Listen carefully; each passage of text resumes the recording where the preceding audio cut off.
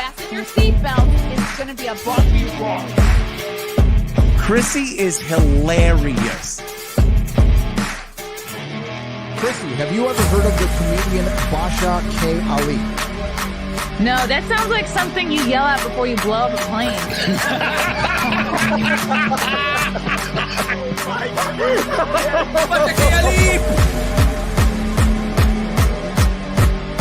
30 seconds remaining. But you know what, good to say I dabbled in stand-up for something. I have no disrespect for you at all. I was very confused by the title, Everything Everywhere All at Once, because that's also what we call it when Ash takes off his shirt.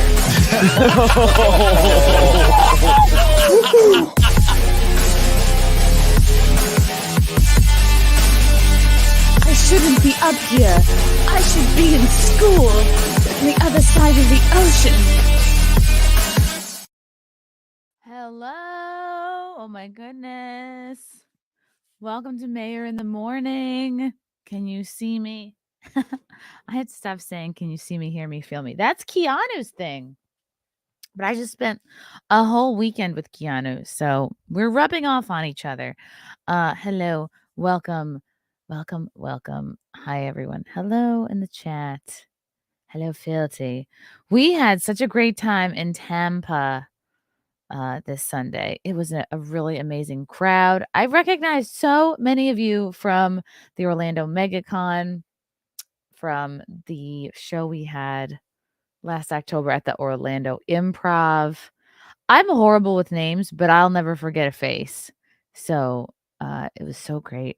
We had a local guy named Nick hosting for us at the Side Splitters in Tampa. They have two clubs, the main club and one at Wesley Chapel. The last time I was in Tampa, I performed at the Wesley Chapel location. Hi, Muffin. She's just coming to sniff on things. And it's like an old movie theater. I don't even know if it's an active movie theater. It might be an active movie theater, but there's like a couple of theaters or rooms where they let people do comedy. So that's an interesting place to perform. And several people from that show last year had come to this show in the main club. So it was really, really great. I recorded my whole set. I'm going to have to post some clips because there were some really funny moments. Sold a ton of shirts. My God, I think I came back with 6 shirts in my suitcase. Hello, Muffin. I don't know what she wants. What do you want? She just looks at me and holds a toy and then starts to make noises. I sometimes wish that I had the ability to hear what animals can think, but maybe I don't want to know now. Because Muffin's seen me naked so many times. And I think if dogs could talk to you, I think I just wouldn't let her in the room while I'm changing. Show Muffin. She's over there. I need a Muffin cam is what I need for 2024. Just a little camera on the floor to show Muffin. Had some good friends come out to the show. Nikki Huntsman came out. You might know her from a couple of Wet Spot appearances. Frank Wolfie boy. I don't know. I hope it doesn't annoy him to call him Wolfie. I've been calling him Wolfie. He came out with his gorgeous wife and his very cute dog. That's the way to win over my heart at a show, is to bring your dog. Bring your dog to a comedy show. It's so cute. Oh my God. He had a little service vest on, but he still let me pet him. That was great. Keanu had a really fun time. She featured for me. She did a cool 20 up top. I think she could probably do 30. Maybe I'll make her do 30 next time. So fun. So thank you to Tampa Side Splitters for just an absolute blast of a time. We flew. Lectern guy was there. Thank you, Fealty. My God. I haven't even posted it. I've posted 0 photos yet. What kind of a woman am I? This is very inappropriate to just be showing you guys photos, but this is what we're doing. See, I took action shots of Keanu on stage. And Keanu's the best because while I was on stage, she was setting up my shirts in the lobby. So all I had to do was just like saunter out And boom, I was ready to go. Yes, lectern guy, my homie Adam, who made me this beautiful, one of a kind lectern. Oh my God, do I dare take it out of the delicate balance, which is the pile of flair? Oh. Ah. Yes. Oh no, my Mary, my saint. Oh no. I can't have her fall. This is future me. Yes, Adam Johnson came, who made me this lectern. Apparently I got the very first one ever made. I should probably dust it. This thing is going to last for generations. I'm going to pass this down to little baby. He'll be like, "What? You did what?" Okay. Next to along with my Tamagotchi. Oh, okay. Everyone's saying show muffin. You know, I remember not long ago when the chat would be like, show feet, and now all you want to see is muffin. I guess that's better. I guess that's an improvement.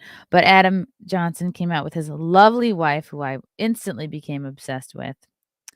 Yes, here's Wolf and his dog and his wife. Sorry if that is not even visible. Very cool people. Me and Nikki Huntsman. I have the best fans. The people that come out to the shows are the best people. Oh, Wolf also gave Holly and St. Pete. We met Holly and St. Pete. I'm going to post all of these. She's a longtime Compound Media fan. Wolf also gave me, in addition to a really cute bear blankie wrap thing. It's basically it's not meant to be a costume. It's meant to be like a little snuggie with ears and little place to put your feet in. And then it just wraps you. Oh my God, it's so cute. He also gave me a wheel of eyeball stickers, and I put a couple on my stomach. You can't really tell. Also, interestingly enough, if you guys remember from the compound house, the Orlando compound house, there was a man who showed up uninvited, who just hung out for hours on end, who ultimately got his car towed. Alex Stein also got his car towed from Content House, but this was another guy who got his car towed from Content House because the particular neighborhood we were staying in Orlando has very finicky rules about keeping your car outside. It has to be in the driveway, and that's the thing is we planned for a certain amount of people and a certain amount of cars, and this man was an unplanned guest, so to speak. So his car was towed from in front of the house while we were doing the live stream. And he was sort of belligerent, drunk. I didn't have the best first impression of him, to be totally honest. And then we heard later on that he either got into a huge fight or almost broke up with his girlfriend as a result. And guess what? This couple came to the show. So the guy's name is John and the girl's name is Erica. And they're lovely. I like them better as a couple than him by himself because Erica is just delightful and stunningly beautiful. There's the two of them. She's got a great rack. She just got some new boobs.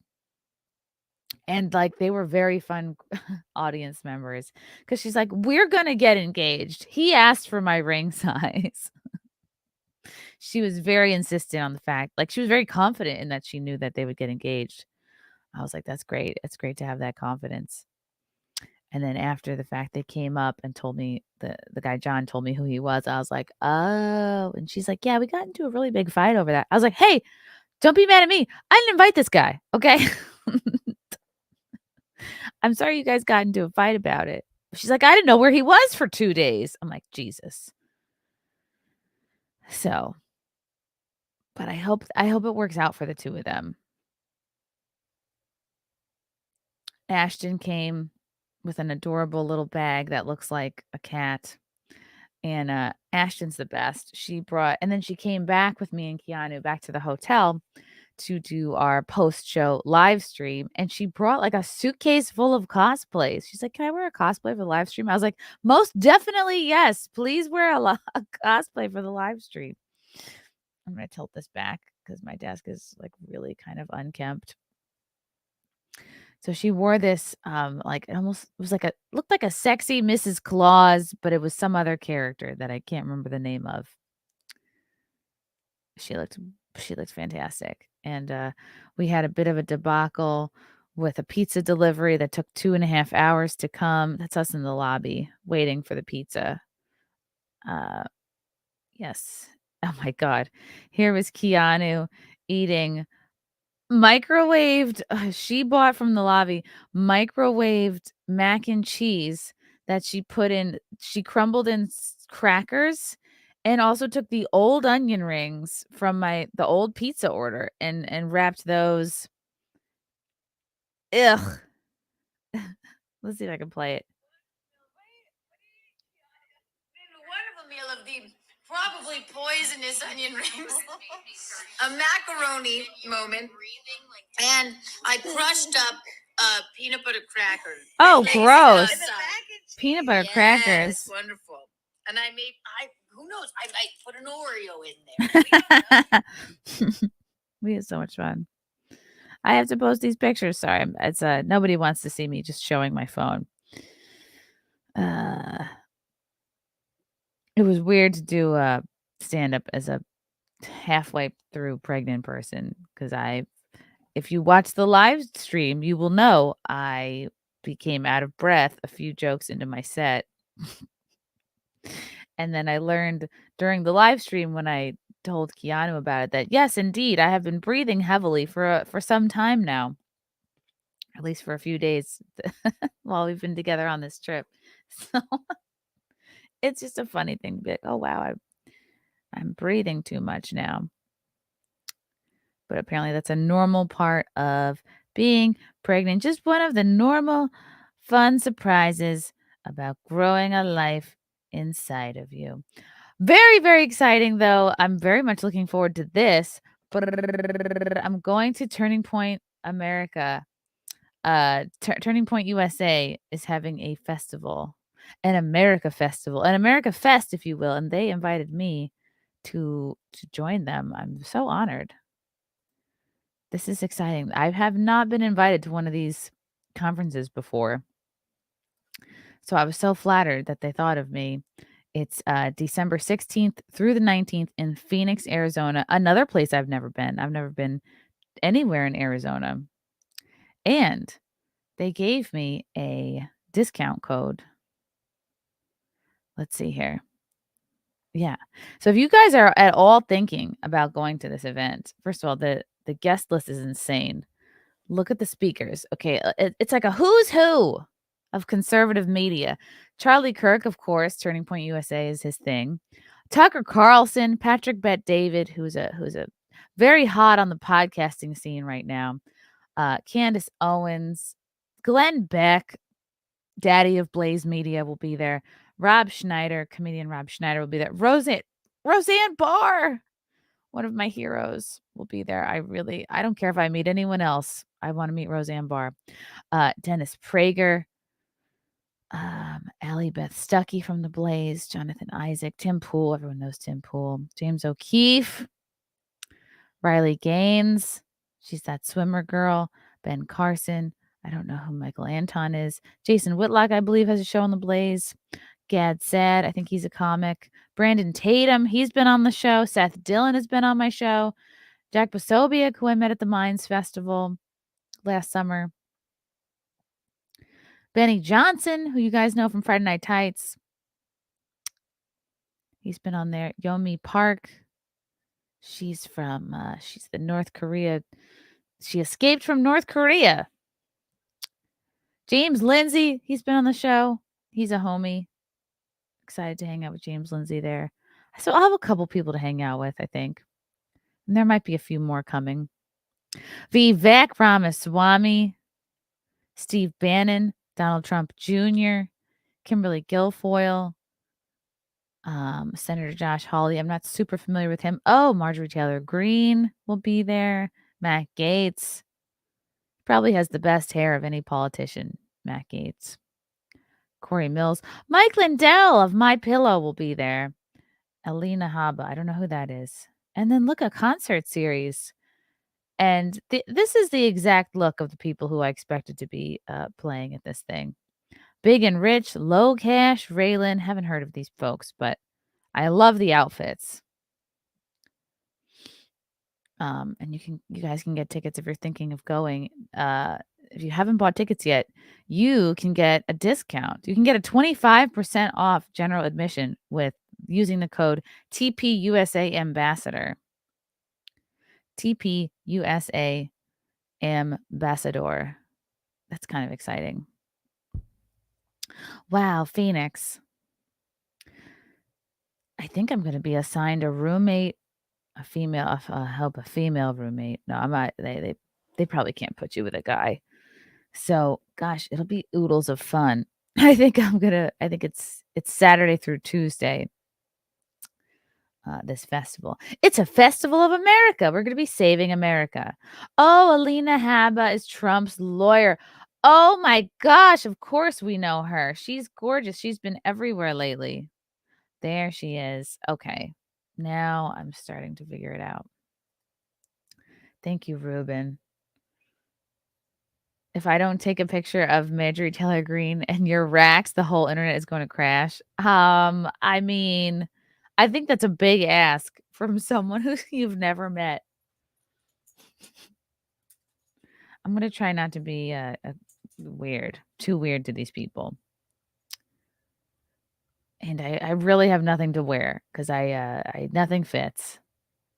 A Star Wars girl doesn't know who most of these people are. That's to be expected. I will see if any of these folks are Star Wars fans while I'm there. No, that is just how Keanu eats: peanut butter crackers, onion rings, and mac and cheese. You know, it was desperate times at the hotel. There was not much to eat. It was very late at night. I think we were up till 4 a.m. That we did a 3.5-hour Simcast stream on Sunday after the show. It was nuts. So I ate. In my desperation, I went back down to the lobby, bought a personal Red Baron pizza, heated it up in the microwave, put it on a washcloth, ate it off a washcloth that is now the pizza washcloth. And then Keanu later on bought me like a king cone ice cream from the lobby. I also ate that off the washcloth, and then it became stained with chocolate, and it looked like I had number 2'd all over this washcloth. So I was like, I can't leave this like this for the maid. She's going to think this is a poo washcloth. So I took it into the shower with me and just tried to scrub it away. Pizza washcloth. Pizza washcloth. Very excited about AmFest. I will be live streaming this event as much as I can, as much as they will let me. I'm not sure where I can post up. I don't know the lay of the land here. I believe it's at the Phoenix, like a convention center. Ooh, more info. Oh, you can buy shirts. Yes, it's at the Phoenix Convention Center. Starts Saturday, December 16th, goes till Tuesday, December 19th. There is an agenda. Let's look at the agenda. Let's look at the agenda. I think I'm going to have to bring like an American flag costume or something. I have one laying around here somewhere. I meant to return it to Amazon, but I'm very bad at returning things. Tentative agenda. It's tentative. Okay, Friday, people can check in. Saturday is the conference check-in. A general session, opening night concerts. Okay, all those fun country bands will be playing. And then Sunday are breakout sessions, general sessions, so panels and whatnot, talks. There's a 6:30 strong church. Is that a group? Is that an actual church? Sounds fun. I'm down. And then Monday, more breakout sessions, more general sessions, more panels and whatnot. And then same thing on Tuesday.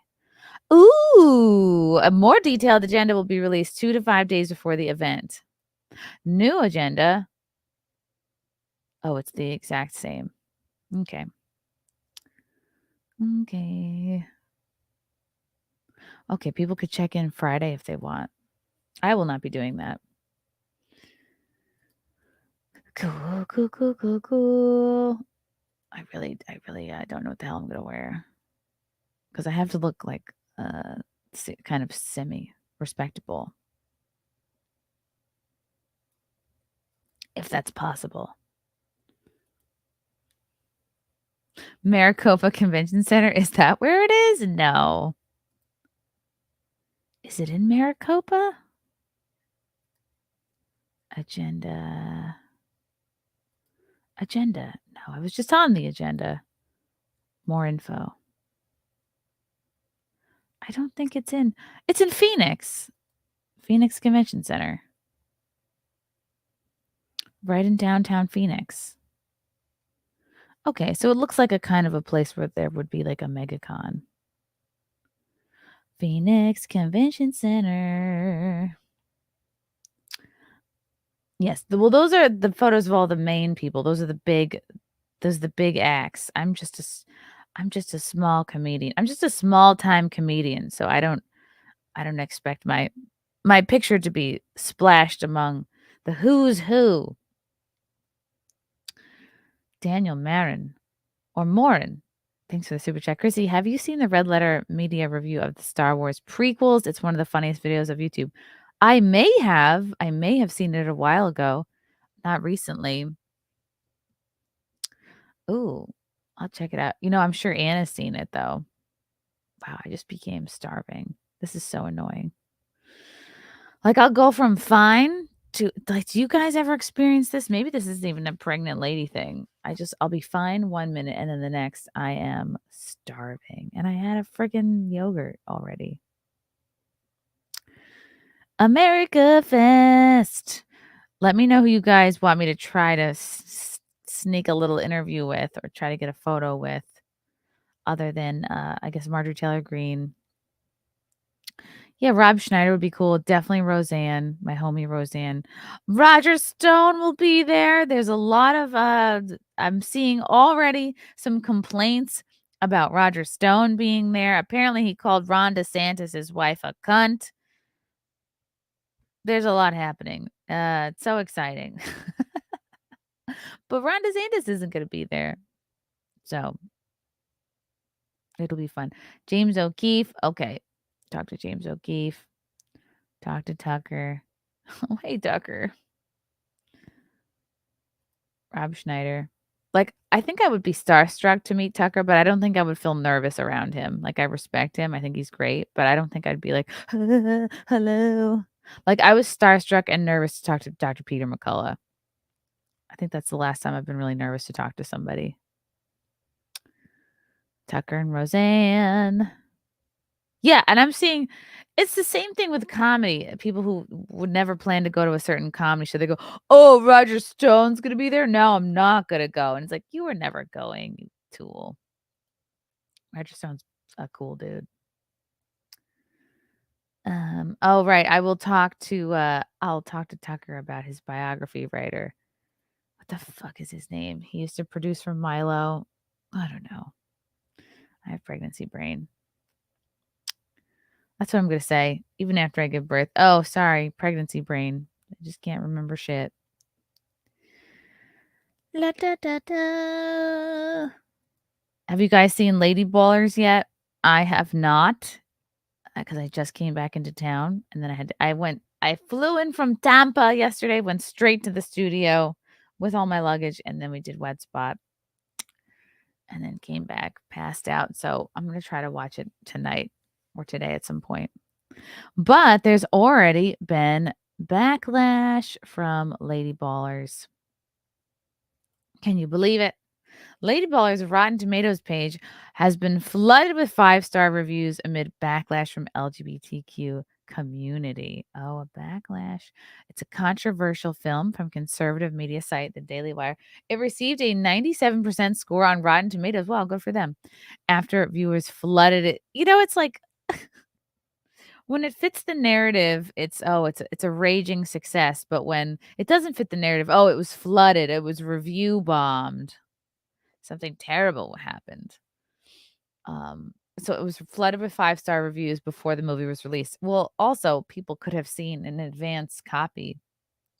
They could have gone to the screening. Daily Wire creator and co-CEO Jeremy Boring produced, wrote, and starred in Lady Ballers, a sports comedy that has been accused of mocking. Oh my God, how dare you mock the transgender athletes? Boring's character forms a basketball team of men who dress up as women to compete in the women's league. You know, just like real life. Art imitating life, guys. In a world where women's sports is being transformed, the Daily Wire calls foul with the most triggering comedy of the year. The trailer for Lady Baller says, if you can beat them, join them. And Tyler Fisher, my homie, is in this movie. So I'm very excited to see it. In a world where women's sports, I already read that, the film even features appearances from conservative Senator Ted Cruz and right-wing political commentator Ben Shapiro, who has been an outspoken critic of trans rights. The movie was flooded with 5-star reviews after users tried to review bomb the film before its premiere. So the Alphabet Gang tried to review bomb, and then folks responded in kind with 5-star reviews. So really, they started it. It released, it sparked backlash from the LGBTQ community as it comes at a time of much debate regarding transgender women competing in sports with cisgender women. Oh, look at little Tyler. He looks so funny. And there's our discount Elon Musk back there. Film critic Christian Toto wrote on X, users tried to review bomb Lady Ballers. Rotten Tomatoes, to its credit, just wiped out those reviews knowing the film isn't available yet for streaming. Some reviewers on Rotten Tomatoes praised the movie's comedy and likened it to Dodgeball and Billy Madison, while others wrote that it was pathetic. Decider's own John Serba slammed the movie in his review of the film, writing, anyone looking for a coherent and logical conservative point of view on transgender issues won't find it here. They weren't trying to be coherent and logical. It's a comedy movie. The movie is an enraged, disdainful, and mean-spirited free-for-all that flips all the same worn-out lib triggers in an attempt to put progressives in a foamy rage. I don't know, or they're just trying to make people laugh. It could be that simple. According to the American Civil Liberties Union, over 500 anti-LGBTQ bills have been proposed in an attempt to weaken anti-discrimination laws and target trans people. See, I don't think it matters what bills have been proposed. Anyone can propose a bill, not anyone, but any politician can propose a bill. What matters is if it's signed into law. So the ACLU getting people all up in arms. Oh, it's 500 bills. It's like, I'm just a bill. You guys ever watch Schoolhouse Rock?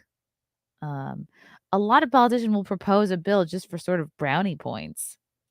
To be like, oh, well, look what I proposed.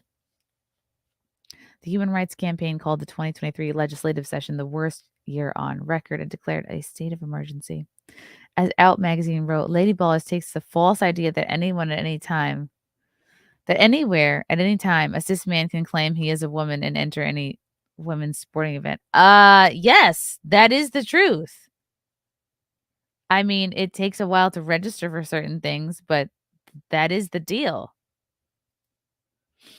No one's checking your junk. I mean, I think you have to be on hormones for a certain amount of time to join something like the Olympics, but I think basically you can just say you're a lady. There are many barriers in place for trans athletes, including hormone testing, time since coming out, and legal recognition of gender. I think it also depends on what sport and what league.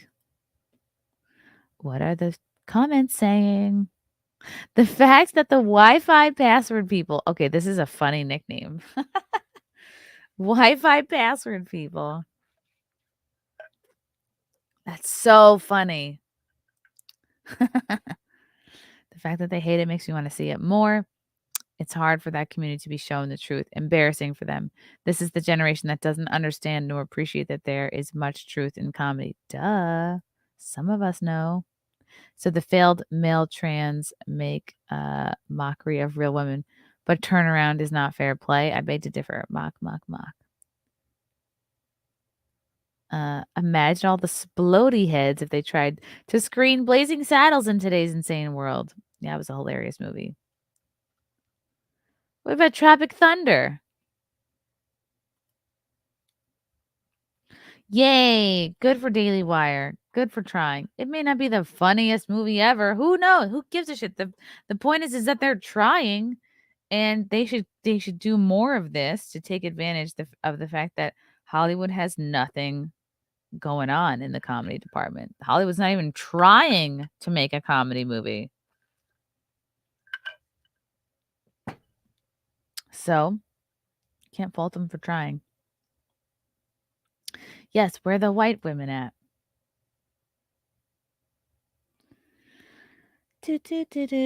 Oh, you saw it, John? I saw it last night.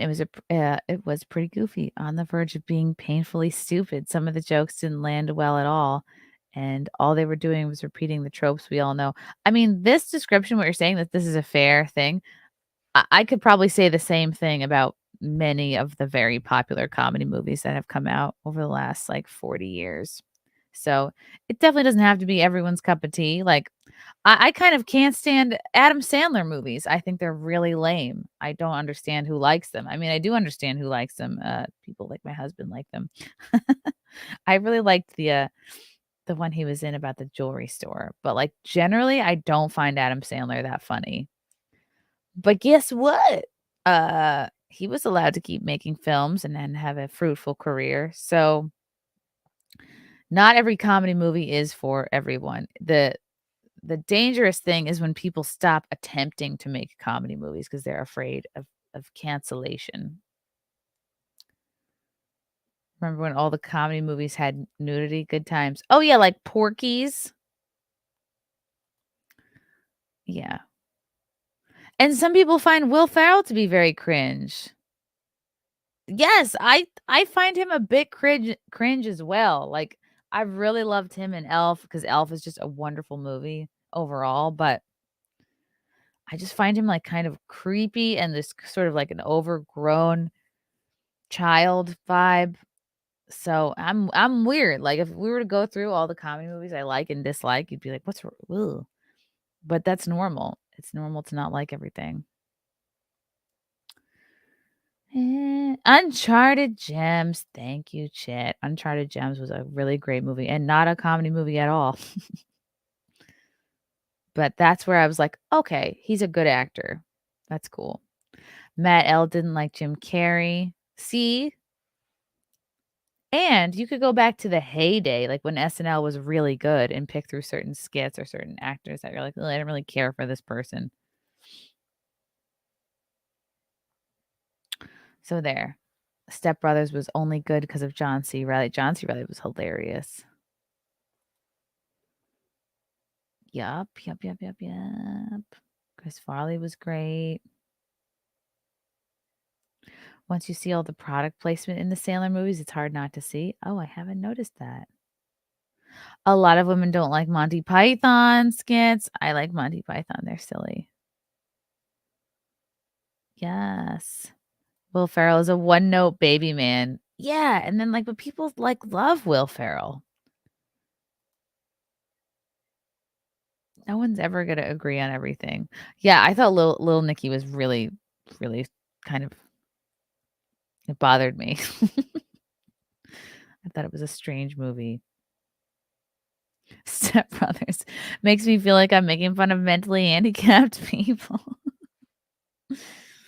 It's not even too normal it's not, it is normal because lots of people live at home till they're very old.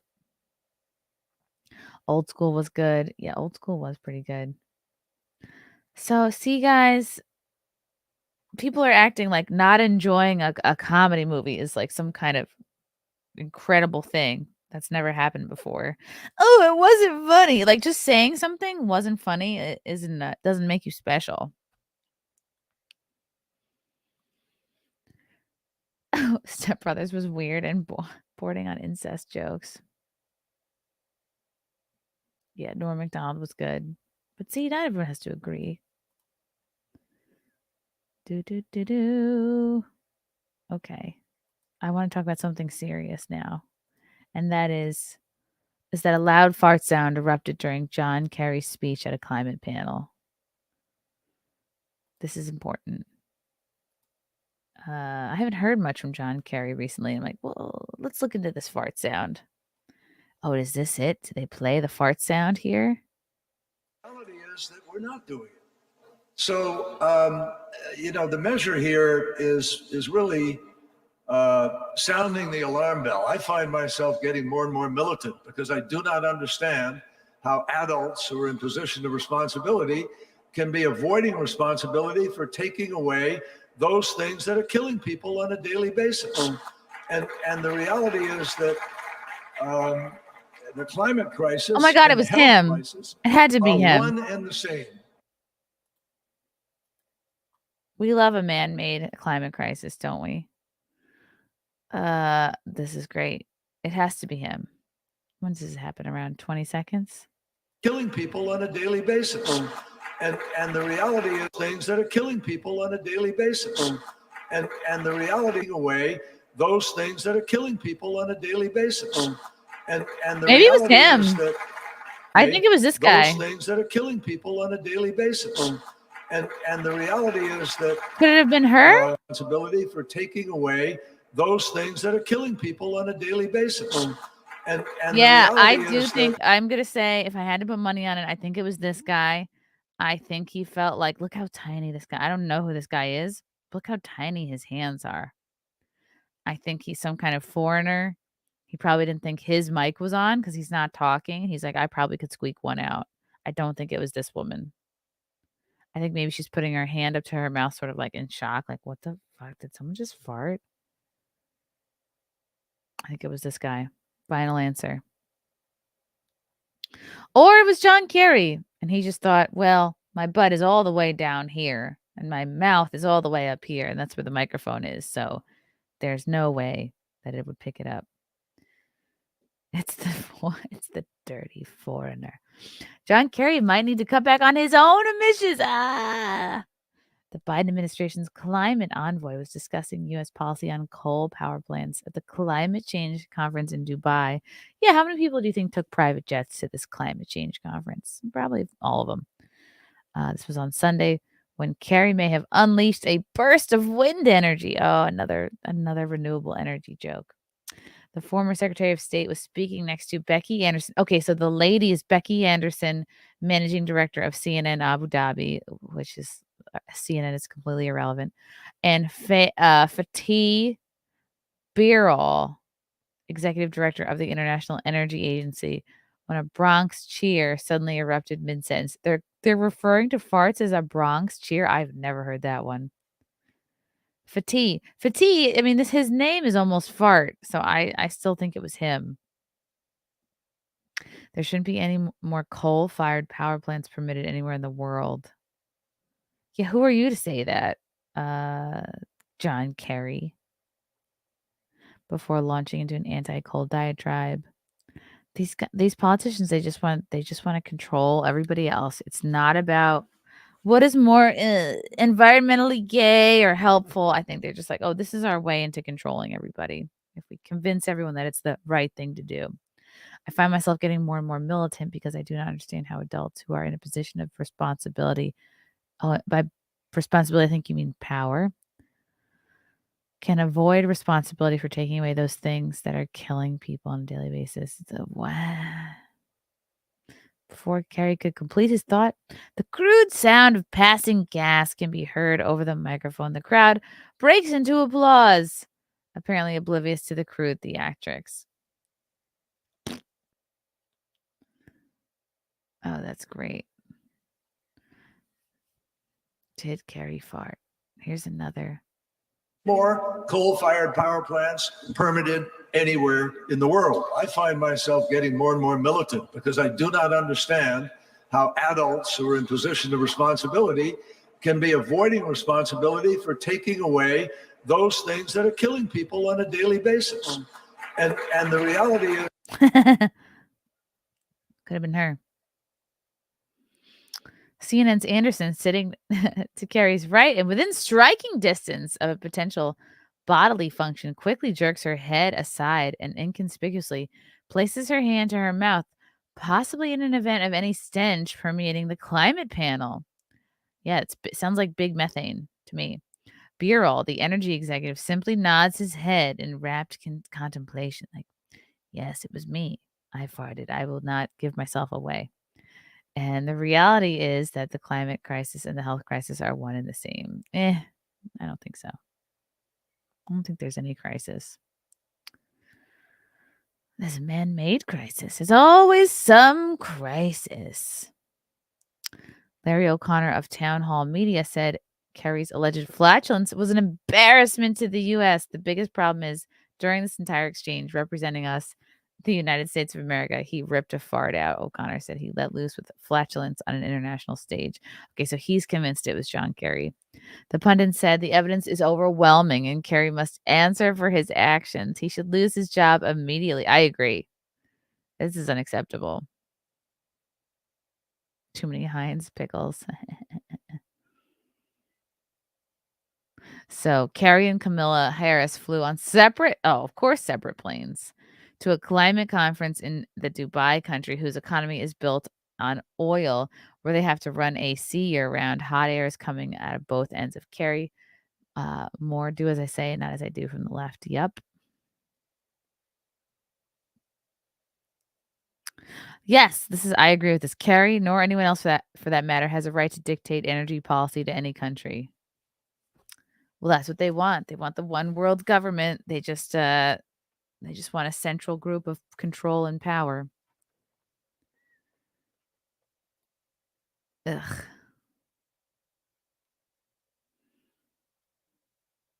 Yep. It's more of the same.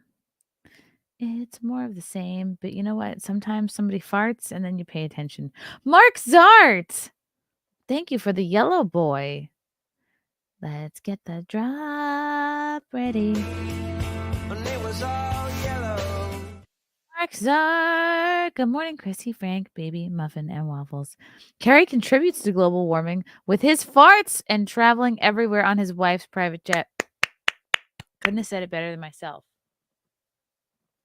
How disastrous these farts are for the atmosphere.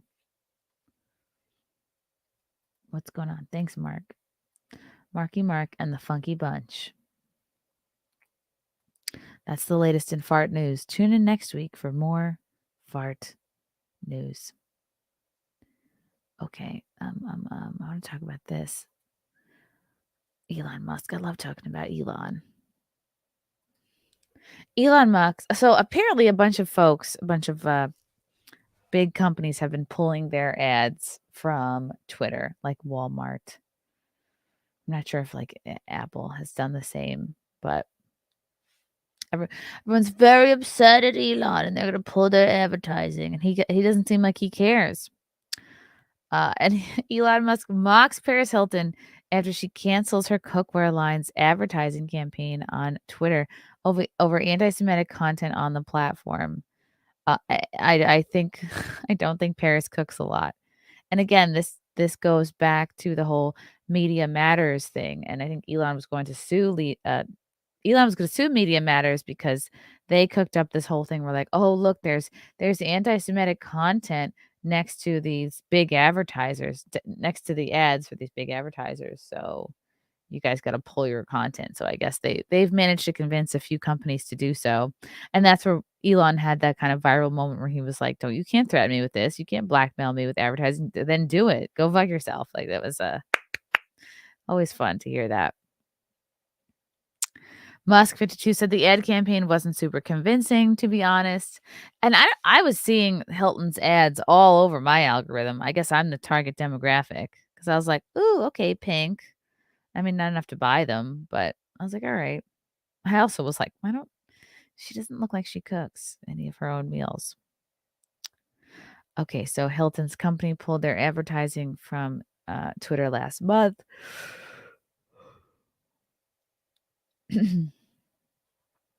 Okay, that makes sense. So Walmart pulled out, and Hilton's cookware line is in collaboration with Walmart. So maybe it wasn't even her decision. Maybe it was just a Walmart decision. Elon Musk on Sunday took a jab at Paris Hilton and her Be an Icon. What a stupid name for a cookware line. After the hotel heiress withdrew her company's advertising on Twitter over concerns over anti-Semitic content being posted on the social media platform. Again, like the platform is going to serve you. The algorithm is going to serve you the content you're already looking at. The ad wasn't super convincing, to be honest, the billionaire businessman 52 said in a tweet of Hilton's Walmart cookware line. I don't think Paris cooks a lot. The Pretoria, South Africa native's tweet came in response to a user who posted 2005 image of Hilton 42 appearing as a model at a fashion show put on by her sister Nikki in Las Vegas, donning a tank top that reportedly read "Stop being poor," which is hilarious. The user said of Hilton, she stopped advertising on X because the content is too controversial. In regards to the photo, Hilton in May of 2021 took to TikTok to deny ever having worn a top with that lettering, saying she never wore that shirt. I remember seeing her in that shirt. I guess you could say it was AI.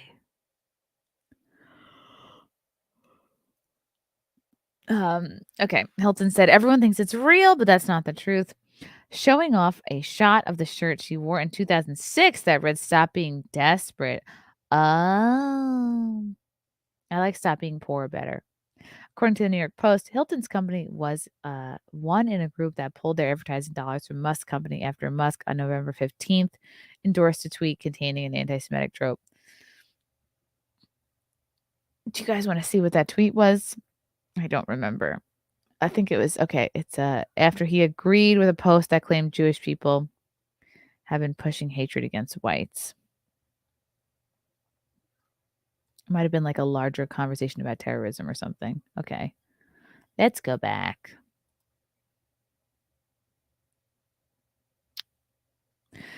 Ex-CEO Linda Yaccarino in October said the Hilton's company, 1111 Media, had inked a deal for an ad revenue sharing campaign on the social media platform. Hilton said at the time, together we're going to be exploring new ways to connect with all of you across video, live shopping, and even spaces. And we're just getting started. Loves it. Ugh. I one time had to review Paris Hilton's podcast with Carl from Who Are These Podcasts. It was the most, it made my brain bleed. That's how dumb and difficult it was to listen to this podcast. Oh, it was brutal. While Musk apologized and backtracked on his controversial remarks in the tweet, he remained defiant towards corporate partners who might want to jump ship. I don't want them to advertise, Musk said at a New York Times Deal Book Summit, November 29th. This is that viral moment. If someone's going to blackmail me with advertising or money, go F yourself. Go F yourself. He referenced Disney CEO Bob Iger, another speaker at the event, in his commentary, adding, "Is that clear? Hey, Bob, if you're in the audience, that's how I feel." Hilton, who had a Netflix cooking show called Cooking with Paris, has since advertised her cookware line on Instagram and TikTok. Guess what? I'm sure she got the cooking show to advertise her cookware line and not the other way around.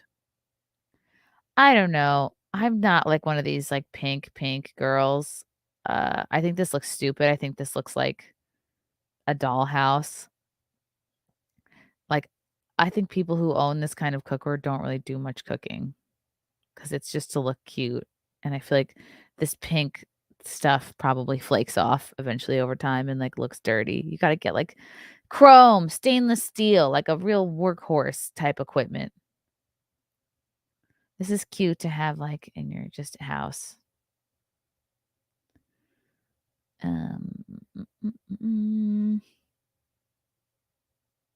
Musk has remained defiant towards corporate partners who might want to.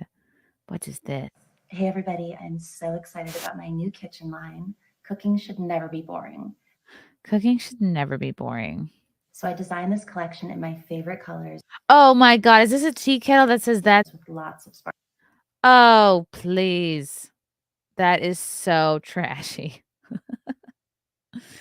That's hot. It has everything that you need to entertain and style. I hope you love it just as much as I do. Yuck. No, would never want that.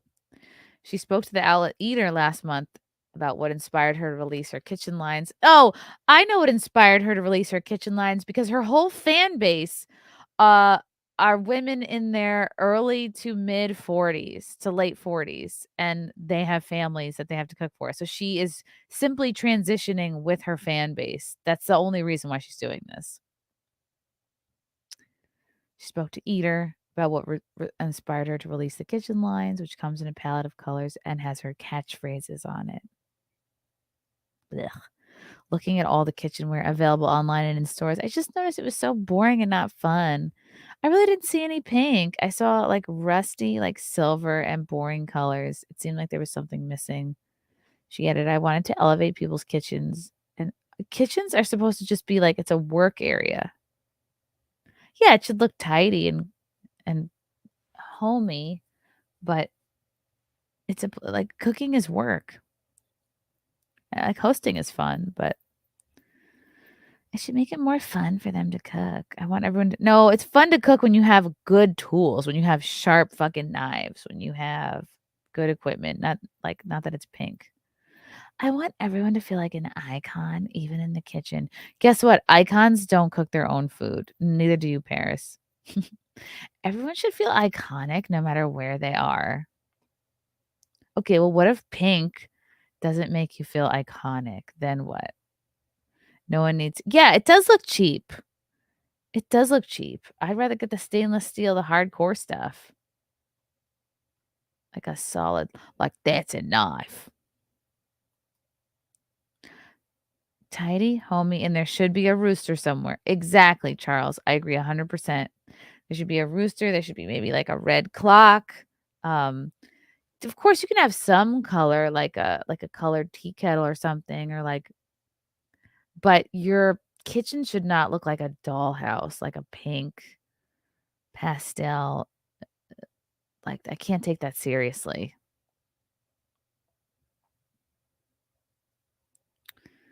Young Pei Chang, my only Asian fan. KitchenAid. Ooh, KitchenAid mixer. Everyone loves a KitchenAid mixer because they are like a workhorse. They do multiple things. You can add on different attachments that like make pasta. It's good for mixing up doughs for crusts and whatnot. Because some of us for years have just been making pie crusts by hand. I'll get one day. One day when I'm doing well, I'll splurge. But yeah, that's it's a brand people trust is KitchenAid. I haven't been to my PO box yet today, so I don't know if I have any mail. I'll have to go tomorrow. Or I'll go later today. And then do a mailbag tomorrow. I'm doing Daniel Clancy's podcast today at 2 p.m. I think that'll be on his YouTube channel. And then tomorrow I will be on Ian Crossland's podcast at 1 o'clock Eastern. And tomorrow at 9, I will be having the Jersey Outlaw on my podcast. I don't know if you remember him. He was the other comedian that I was on with when I did that Sunday Newsmax appearance, John Glasgow's show a couple weeks, was maybe 2 weeks ago. And I think I'm going to be going back on his show this Sunday. Remember the guy with the white sunglasses? I'm going to be interviewing him on Wednesday. We'll see how that goes. And then on Thursday, I'm going to be on Jasmine St. Clair's podcast at 4. And then I'll have whatever Thursday with Fealty on Thursday at like 9 or 10. Oh, and then Hanukkah starts on Friday. I'm just reading off my calendar. It's a default setting. I'm not a Hanukkah person, but that seems early for Hanukkah. I don't know. I feel like Hanukkah should try to be like when Christmas is so that the Jewish kids don't feel FOMO. And then Saturday we get our tree. Hooray! I wonder if it's going to be like last year where they're like, well, due to COVID, due to the ever-present excuse, the forever excuse of COVID, we're not going to let you chop down your own tree. They chop it down for you. You just have to point to it. But they have really good hot chocolate. And then, of course, we have Wet Spot on Monday. And then Turning Point USA America Fest that I will be going to next Saturday. Man, that's really coming up. Whew! It's flying by. It's flying by, guys. Do you guys have your trees up already? Do you have your tree up? Speaking of Christmas hacks, how do you guys feel about Christmas lights? A mom revealed a life-changing hack for fixing broken Christmas lights, revealing how genius trick will save you a fortune in wasted decor. Ooh. US-based content creator Bobby Ewers has spread Christmas spirit with a hack. She showed viewers how they can fix Christmas lights they thought were broken. People on the web were shocked and praised the mom for her tip. What is the tip? Okay, apparently this is a life-changing hack. You should never waste money by throwing out a string of holiday decor without trying this trick. Okay, well, how many of us have probably already thrown out a bunch of lights and Christmas decorations that are broken that didn't make it from last year? Let's see.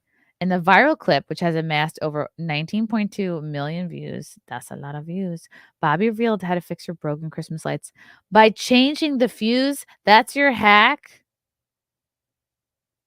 Don't all Christmas lights come with an extra little fuse in like a little plastic bag? This is your hack? I'm so like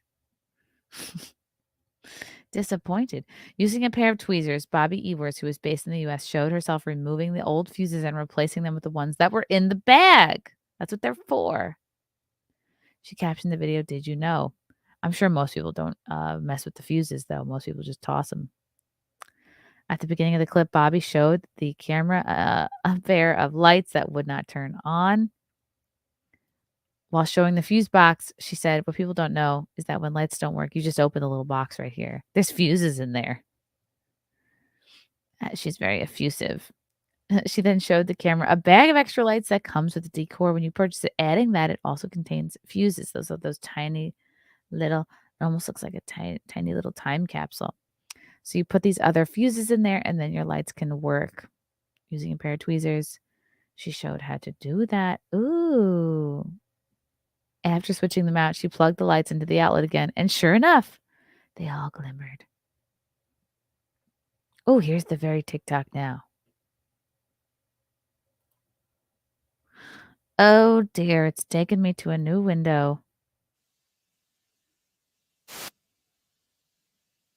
How embarrassing. All right, let's go to this different window.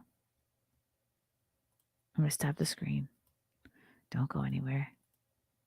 My computer is not really, doesn't really like TikTok because I'm not logged in ever. Here's the hack, guys. Who's ready for some hacking? Don't work.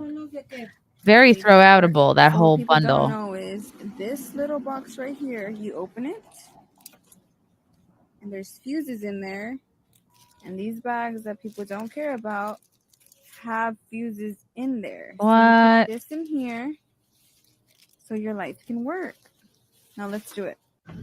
So we take this fuse out and Ooh. we'll put the new ones in. It's like surgery. There you Oh go. my gosh. It's like that operation game we played. So now we plug it in. Oh my God. Now they work with new fuses. I want to see her take out old lights that don't work. Would you do that with a tweezer too? I'm sure like most dads, like over the age of 50 or 60, were like, "Yeah, I already knew that. I was trying to tell you that because I'm your dad." Seems like dad knowledge right there. But you know what? I'm glad that TikTok can bring back decades old dad knowledge. One person said, "I am so sorry to every baggie I have thrown away." Another user said, "I don't even want to imagine the amount of money I have wasted on Christmas lights." Someone else said, "This is life-changing information. You learn something new every day." Yeah, and what causes the fuses to like burn out anyway? Just use wear and tear. According to the National Retail Federation, Americans are estimated to spend between 942 and 960 billion during the holiday season on both gifts and decor. Damn. Meanwhile, Rocket Homes predicted that the average American spends around $269 on decor alone each year. Wow, that's a lot.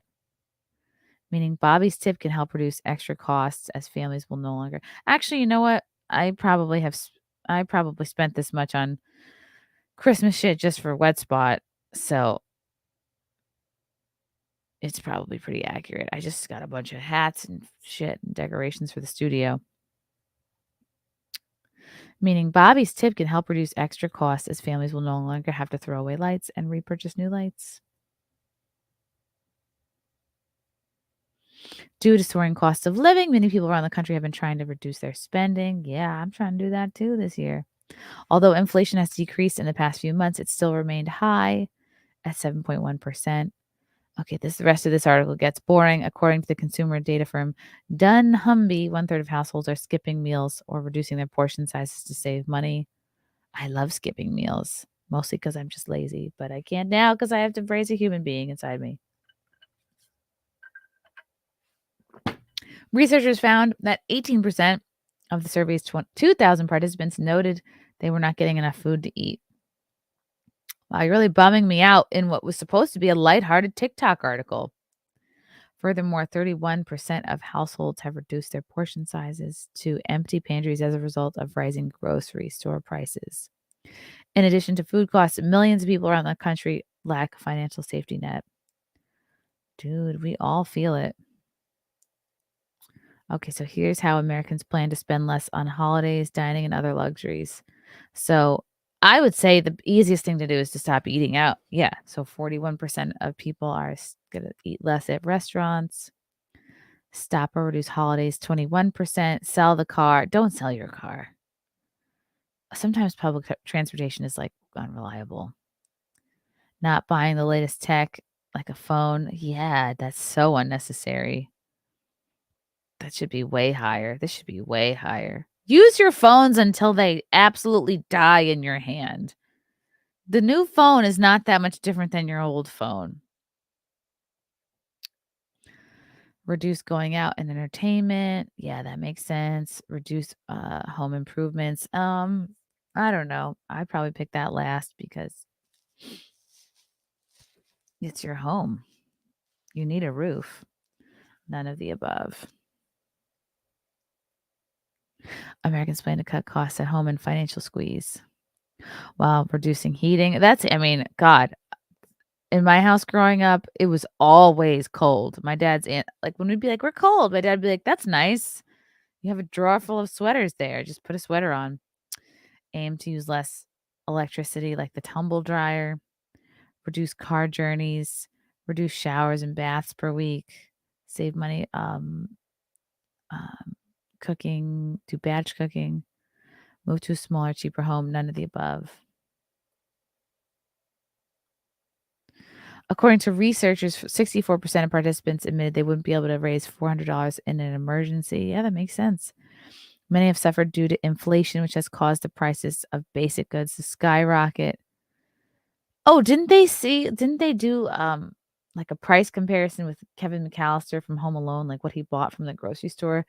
And they said in 2023, that would be 3 times more expensive as it was in the 90s. Meat and poultry is up 10.4%. Cereal is up 15%. Fruits and vegetables are up 8%. Gas prices are another point of pressure. Up 60% over the past year. Fuck, that's a lot. That the cost of airfare up more than 34%. Yeah, airfare does seem more expensive. I have been noticing that. It was like really cheap during the pandemic. Apparel costs are up 5.2%. Overall shelter costs went up 5.5%. Delivery services are up 14%. Okay, this is bumming me out. It's supposed to be lighthearted. Oh, Stephen Colbert is canceling another week of Late Show. Guess what? Nobody cares. I hope he quits. No one missed him during the writer's strike. No one misses him now. Cardi B and Offset unfollow each other. Oh, how will we survive? Hello, Spike. Hello. when you got your driver's license in 1996, gas was 79 cents.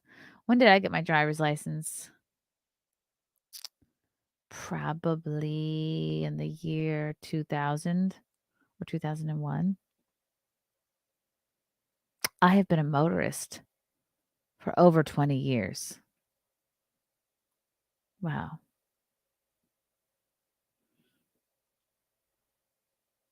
Look at that. Okay. Jesus is mad at me. No, he's not. There's always a way to apologize and win him over again. He became a new YouTube member. Thank you. As always, guys, like and subscribe to this channel. I'm trying to get to 100K if you haven't noticed. What's up in hot water? Do you know that Scientology funds Turning Point? No. Please send me some articles that I can read about this. I have never heard of that idea. Jesus is mad at me. Thank you for the $5 super chat. Yes, please send me things. Wolfie! Oh, I was just showing Frank the little like bear, cozy bear thing you gave me on Sunday. It's so cozy and cute. I love it. I love it. Cool. Let's talk about. Oh, this looked funny. I didn't even read this. I just was like, I love the title. I'm putting it on the show.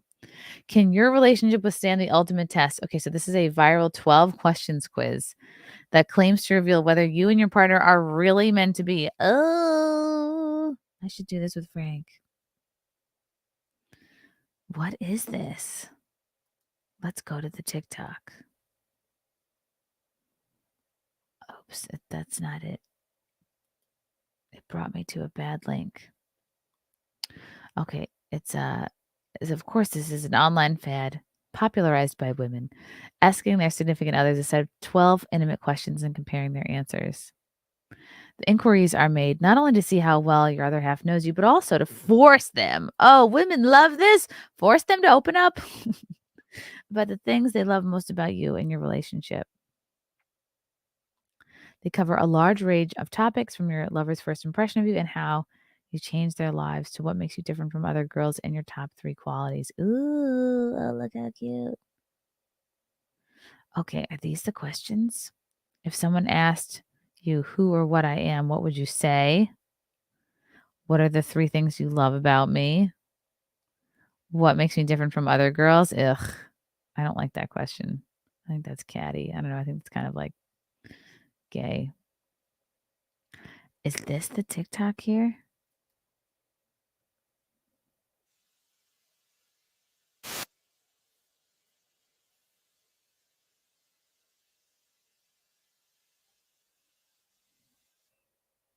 Okay, wait a second. I hate that it's I hate the playing of the music. All right, let me pull this up. It's on a different screen. 12 questions. Are you ready? Da, da, da, da. Here we go. 12 questions. If someone asks you what I am to you, what would you say? What are the 3 things that you love about me? What makes me different from the other girls you've dated and talked to in the past? What do you dislike about me? What's your favorite thing about me?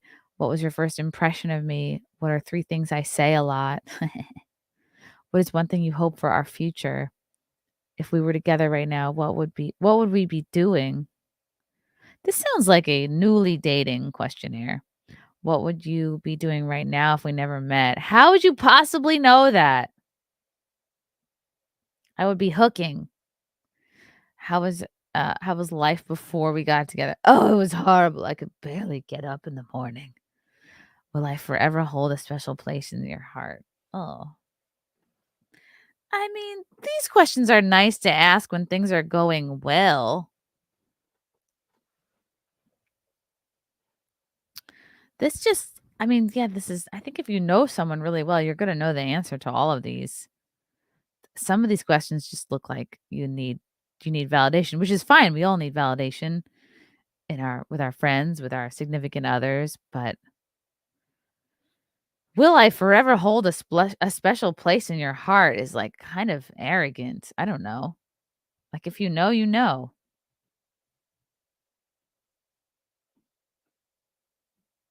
A lot of these questions seem insecure. Sorry, I don't like it. This seems like something a 20-year-old girl would ask. Like, what do you like about me?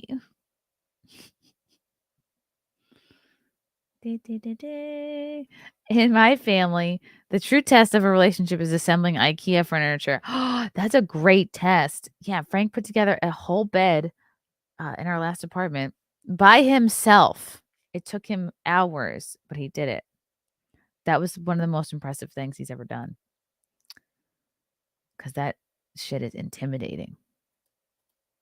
Jesus is mad at me. Chrissy, would you rather kiss Melanie Mack or Mary Morgan? Oh, wow.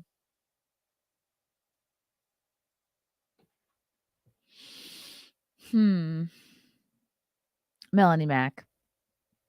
Final answer. We're better friends. She caught the bouquet at my wedding. It just is. It's the right thing to do. Okay. And I don't own an air fryer. We talked about the fart. We talked about that. Let's see. I was going to talk about Steve-O. Where did the Steve-O article go? Where are you, Steve-O article? Yeah, Here we go. You guys wonder what Steve-O's up to? He's apparently addicted to sex. He had a terrible sex addiction after quitting drugs and alcohol before finally turning his life around by completing 431 days of celibacy, and then he met the love of his life. There was a celibate man at the comedy show on Sunday, Celibate John. He was right in the front, stage right, table by himself, classic celibate guy move. And he was a very good audience member because he answered all of my questions and he didn't seem like bashful or vulnerable. He was confident in his celibacy. So I was like, good for you, buddy. I guess it's a thing now. I guess it's in vogue. 400. So this is over a year. He did a year of celibacy. He thought, you know what? I'm going to keep going. The Star 49 spoke about his journey on what's underneath masculinity. He said things got so tremendously dark that he started acting out sexually. Oh, we've all been there. But he got treatment and things turned around after being sex-free for 431 days. Wow. Yes, it absolutely can be an addiction. How did he overcome it? I think he just quit. He went cold turkey. I want to know how he met the love of his life, though. His real name, Steve-O's real name is Stephen Gilchrist Glover. He was skyrocketed into fame, as you guys all remember, during the early 2000s after he started doing a series of shocking and over-the-top stunts as part of the MTV series Jackass, alongside a slew of other comedians like Johnny Knoxville, Bam Margera, Chris Pontus, and Ryan Dunn. I think at least one of those guys has died already. But now the TV sensation has opened up about how he became so out of control with drugs and alcohol during the early years of his fame, which led him to being arrested multiple times, evicted from his home, and eventually locked up in a psych ward. Ooh, life is about experiences. He said things got so tremendously dark. I mean, he looks basically the same too. He started acting out sexually. He would pick random fans out from meet and greets and sleep with them only to ghost them later. I mean, that's also typical famous man behavior. I think most famous dudes, whether they're musicians, comedians, jackass stars, are doing shit like that.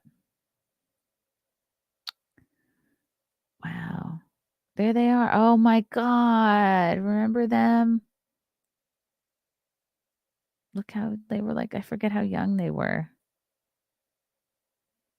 The Star 49 was skyrocketed into the spotlight after he was doing, I already read that. Oh, I forget that they were like in decent shape. I always thought Bam Margera was kind of chunky and like I never saw the why people liked him. And I feel like it never took Steve-O seriously, but like Johnny Knoxville was kind of cute. Oh, there he go. Getting arrested. Wow. How did he meet the love of his life? Once I had a foundation in sobriety, I found myself really Why does his voice sound like he's trans? Has this always been the case with Steve-O? acting out sexually a lot. Do you think he damaged his vocal box or something? Developed this pattern where I would meet a woman and become infatuated with her. Listen to his voice. He sounds exactly like Whoopi Goldberg. I would pour on the charm, and then like once she fell for me, then Hold on, I have to get a clip of Whoopi Goldberg now. I will not sleep until this comparison is made.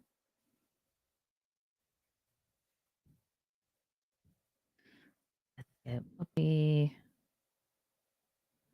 Let's get Whoopi.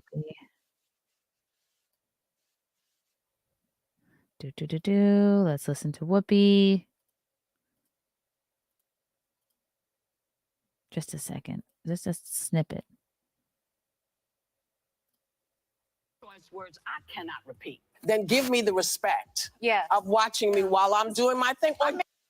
Okay, now we're gonna listen back to Steve-O.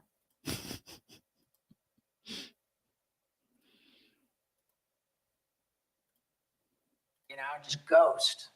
Not only was I not treating a little raspier. Treating them the way that I want to be treated, I was actually treating them specifically the way I most fear being treated myself. I promised myself I'm not. He would. Oh my God.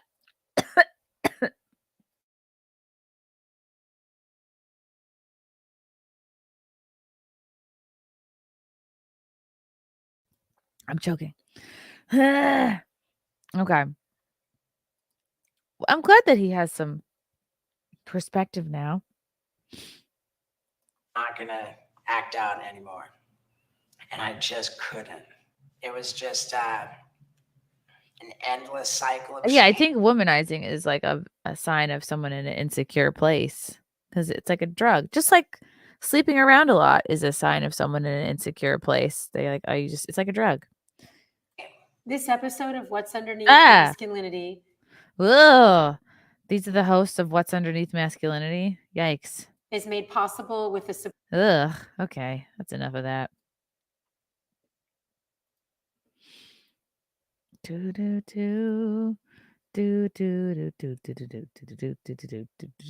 But Jackass was so iconic. I think it was worth it.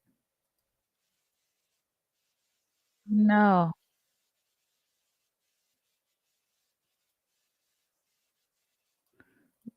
What?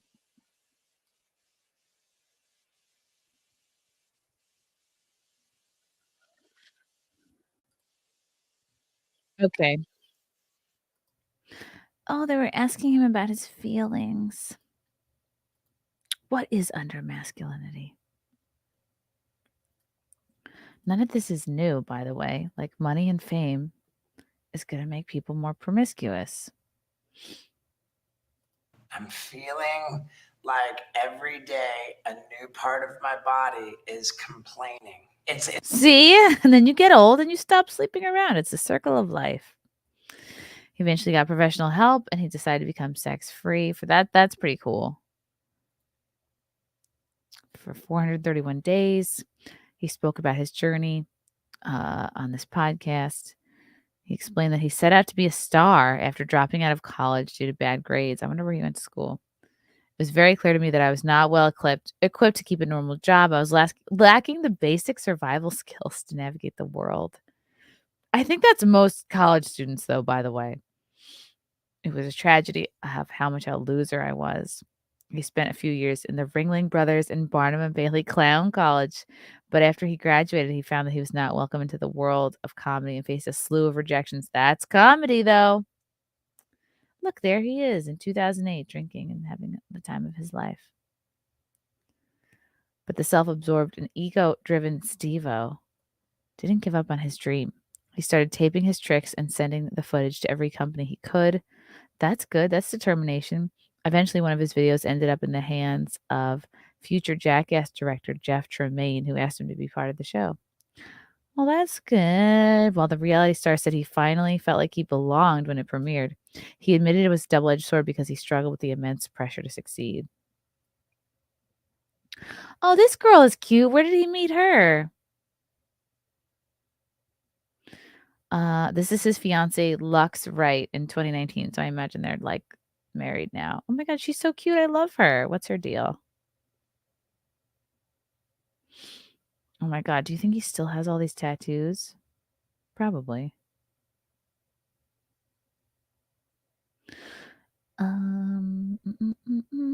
It was so tricky to not tie the numbers to your self-esteem, he said. Yeah, welcome to showbiz. It became very clear to me that I got to find separation between who I am and the persona of Steve-O. Steve-O compared working with his fellow Jackass stars to magic, but admitted that their wild lifestyle was becoming a little too much for him to handle. He also explained he couldn't shake the fear that it would all be ripped away from him at any moment. Yeah, that's the deal. That's the biz. That's imposter syndrome. When asked when his rock bottom moment came, he said it was at the premiere of the second Jackass movie in 2006.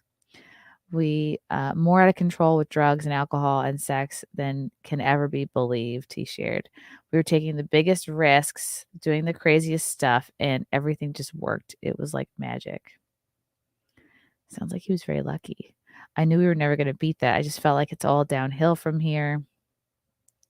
I remember going to the premiere and it felt like I was at my funeral. Oh, I was so mad at the red carpet because it felt like it was the end. Wow.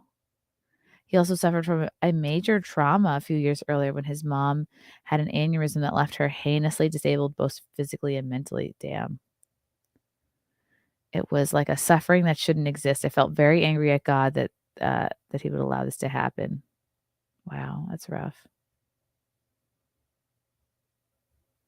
He recalled sending out an alarming email to everyone he knew in 2008 in which he admitted he was ready to die.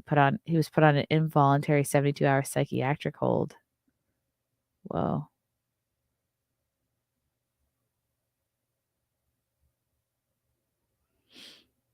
He got sober and clean. He started to treat women terribly. Yeah, I think that's like everybody, though. That's like every famous dude. Everything was dark. His life was falling apart in 2008. He was arrested for felony cocaine possession, which he pled guilty to, and he got kicked out of his home. Soon after, the TV personality recalled sending out, that's when he sent that email out. Did the 72-hour psychiatric hold. That's not that long. You could bang that out. I've been clean and sober ever since. Wow. He stopped using drugs and alcohol. He started to treat women terribly. It left him in an endless cycle of shame. Okay, so once he had the foundation of sobriety, he was acting out sexually a lot. Yeah, because you're looking for another drug, another thing to like hit that need. I started touring the comedy clubs. I would do this meet and greet after the show. That was like a glorified audition to find a partner to act out with that night. Oh boy. Yep. That's why I don't do meet and greets. I developed this pattern where I would meet a woman, become infatuated with her, and pour on the charm. Once she fell for me, then like a light switch, I would lose interest in her. I would just ghost. I felt so terrible about myself after doing it because not only was I not treating them the way I wanted to be treated, I was actually treating them specifically the way I most feared being myself treated. I was just like using people and throwing them away. I knew exactly what a piece of shit I was. It was an endless cycle of shame. Eventually, Steve-O said he couldn't act out anymore, so he started seeing a sex therapist who recommended that he start an outpatient sex addict rehab program. Ugh. With that face? Okay. The teeth are a lot. I guess he got new teeth. But they're very cute together. I hope it works out for them. Oh, he said to Lux, he started dating Lux in 2016. He said, I never once doubted for a second that I wanted to be with her. Oh. That's good. I had some starts and stops and some stumbles, but ultimately when I got out of that sex addict rehab, they recommended a period of celibacy. Oh, they only recommended 30 to 90 days. and I ended up going 431 days. I felt strongly that my mission was to become the man that the love of my life deserves. Ooh, I like that. That's cool to say. Everyone should look at life that way.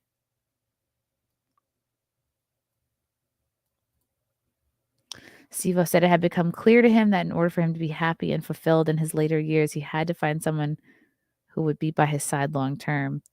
The Jackass alum did just that. He is now engaged to a stylist named Lux Wright, who we started dating in 2016. I met her on a job. We went on a bunch of dates, and we didn't even kiss for over a month. Ooh. Wow, made her wait. I was fully transparent and explained to her I was coming in with a terrible track record for relationships, but we did everything correctly. We've been together approaching 7 years now. Wow. And I never doubted for a second that I wanted to be with her. That's really great. Good for him. In the end, the 49-year-old said he's extremely proud of how far he's come. He concluded, I don't have any secrets. I like who I am. I'm proud of how I live my life. I'm proud of who I've become. I'm profoundly grateful to have found meaning in my life. Good for you, Steve-O. Wow. Look how cute they are. I'm so happy for him. Good job, Steve-O. You think she made him wait? You think she made him not kiss her for a month? Or was it the other way around? So, don't listen to her, men. Girls want to make you gay so they can leave you. It's a conspiracy. He suffered a terrible burn accident. Really? Up. Ooh. Burned his body. Ew. Oh. Steve-O burned his body in a stunt that makes Jackass. This was in 2017. This is before he met this woman. I don't even know if I can show these pictures. He hollowed out a rocket engine and took the rocket engine fuel. He put a blanket of the stuff on the floor and said, fire. I'm making snow angels and rocket engine fuel. Well, that's stupid. Ew. All right, so I think I can show. Oops. Okay. Hold on. He burned his body horribly. Gross. Okay, I don't want to gross you guys out. But look, he learned from his experiences. Okay, and one final super chat from Jim Marshall. Chrissie, you're a national treasure. Stop it. You are. Wow. What a day. Okay. I forgot I have an appointment. Guys, tune back in at 2:00. See me at the on the Daniel Clancy podcast. You guys the best. I'll talk to you again soon. Bye.